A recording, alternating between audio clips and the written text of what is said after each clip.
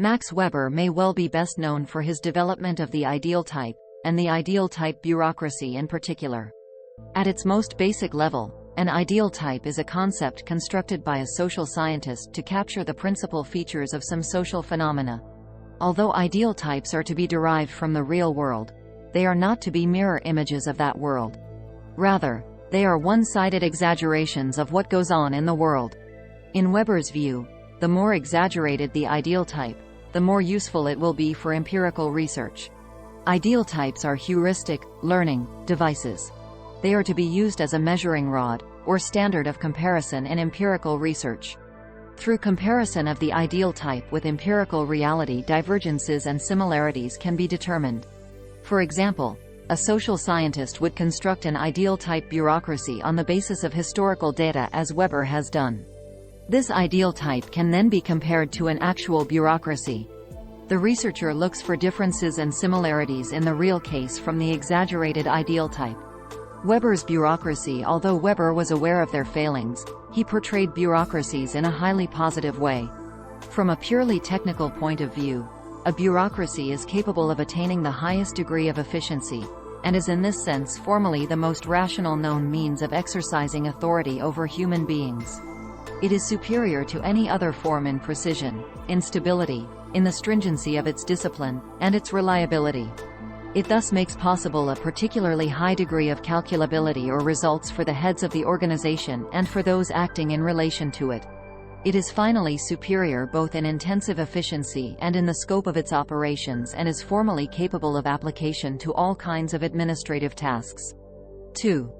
Weber's greatest fear, however, was that the rationalization that dominates all aspects of bureaucratic life was a threat to individual liberty.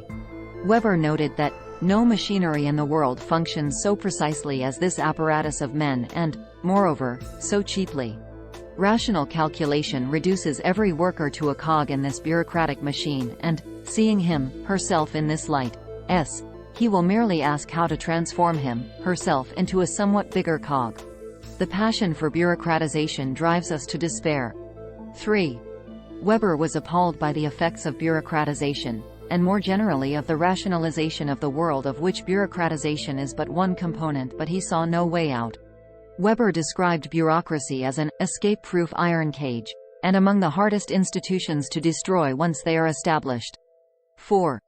The ideal type bureaucracy is a type of organization. Its basic units are offices organized in a hierarchical manner, with rules, functions, written documents, and means of compulsion. The following are the major components of the ideal type bureaucracy. A. Specialization. There is a clear-cut division of labor among those in the bureaucracy, assigning each position certain limited duties and responsibilities. B. Hierarchy of offices. There is a well-defined hierarchy.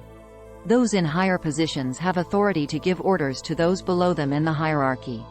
Authority in the hierarchy is attached to the position, not the person. This ensures that the organization is not disrupted by retirement, death, etc.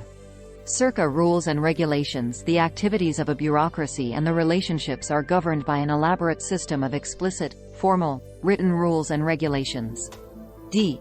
Technical competence. Employees are hired and hold authority on the basis of technical qualifications. Employees are typically evaluated according to set criteria. This contrasts sharply with the practice of favoring relatives and friends over strangers regardless of their talents. E. Impersonality. Efficiency is increased because bureaucrats become impersonal and objective in dealing with people. The higher the best qualified person, not the boss's incompetent son. F. Formal, written communication. Bureaucracy demands formal, written letters, memos and reports. Such documentation guides the organization in roughly the same way that personality guides the individual. We should, however, put the Weberian model in proper perspective.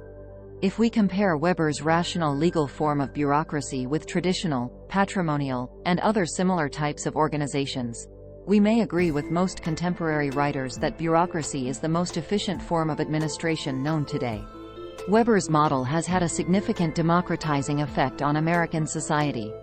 It demands unbiased treatment of individuals, helping to ensure equal treatment before the law as well as legal guarantees against arbitrary judicial and administrative decisions. 5. Disadvantages of bureaucracy. As you are well aware, bureaucracies, while designed for maximal efficiency, are notorious for their inefficiencies. In practice, Weber's ideal form of bureaucracy is not achieved for a number of reasons. First, human beings do not exist just for the organization. People track all sorts of mud from the rest of their lives with them into bureaucratic arrangements, and they have a great many interests that are independent of the organization. Second, bureaucracies are not immune to social change. When such changes are frequent and rapid, the pat answers supplied by bureaucratic regulations and rules interfere with a bureaucracy's rational organization. Third, since a bureaucracy consists of a network of specialists, each person considers anything that fall outside his or her area to be someone else's problem. Complaining to a bureaucracy is frustrating precisely because so many activities fall between the cracks, and so bureaucrats find it easy to evade responsibility. A. Bureaucratic ritualism, a preoccupation with rules and regulations as ends in themselves rather than as the means to organizational goals, occurs when individuals become so intent on conforming to rules that they thwart the goals of the organization. B. Bureaucratic inertia, the tendency of organizations to persist after they have outlived their usefulness. March of dimes. C. Perverted rationality. Weber viewed bureaucracy as evolving rational procedures that coolly calculate how a result may be achieved most efficiently.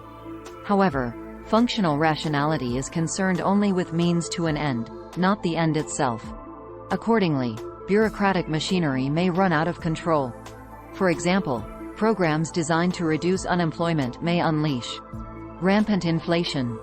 Regulations designed to increase safety can contribute to skyrocketing costs and reduce industrial productivity. In short, because each bureaucrat concentrates on his or her own job, no one is looking ahead to the larger ends. D. Trained incapacity. Social critic Thorstein Veblen, 1921, pointed out that bureaucracies encourage their members to rely upon established rules and regulations and to apply them in unimaginative and mechanical fashion, what he termed trained incapacity. Based on the socialization process provided by organizations, people develop tunnel vision that limits their ability to respond in new ways when situations dictate that old ways are inappropriate or inadequate. For example, nearly 2 decades ago the American automobile industry was unresponsive and uncreative in meeting the changing tastes of the American public and in confronting the inroads of foreign competitors in the American market. Its managers continued to build big cars using the same manufacturing techniques despite superior quality and appeal of Japanese products. The major response was, and is, to blame the Japanese for American short-sightedness and try to legislate protectionist trade laws.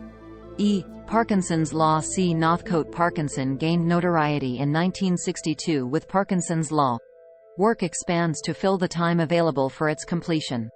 Wanting to appear busy or important, or both, officials increase their workload by writing a lot of memos, creating rules, filling out forms, and keeping files. Then, feeling overworked, they hire assistants, usually several. A single assistant would be a competitor for the boss's job.